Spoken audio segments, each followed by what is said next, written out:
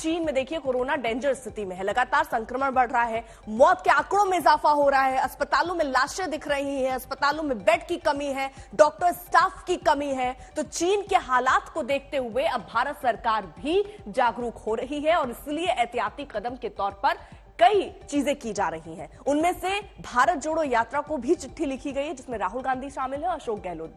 उन दोनों को चिट्ठी लिखकर यह कहा गया है कि जो यात्रा कर रहे हैं आप, उनमें नियमों का पालन हो।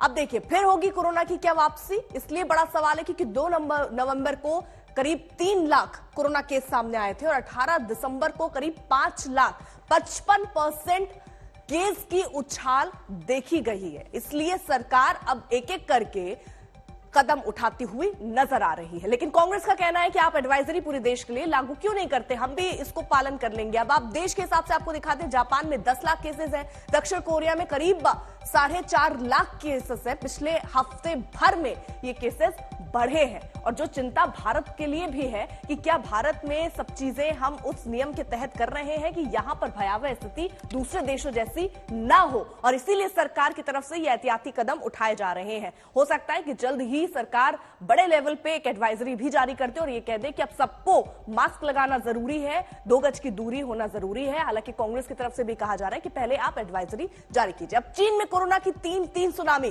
पहली लहर 15 दिसंबर से 15 जनवरी तक रही, अब दूसरी लहर 15 जनवरी से 15 फरवरी तक रही है। तो किस तरीके से तीन सुनामी रही है कोरोना की चीन में, वो हम आपको बता रहे हैं। पहली और दूसरी लहर के बारे में हमने आपको जानकारी दे दी, अब बात तीसरी लहर की भी हम करेंगे क्योंकि चीन में जो हालात है वो दिन प्रतिदिन बिगड़ते जा रहे हैं। नाराजगी लोगों की खुद बुखलाए हुए हैं। आप भारत जोड़ो यात्रा के असर खुद देख रहे हो कि महाराष्ट्र में बीजेपी नस्तानाबूद हो चुके हैं, सुफरा साफ होने जा रहे हैं बीजेपी।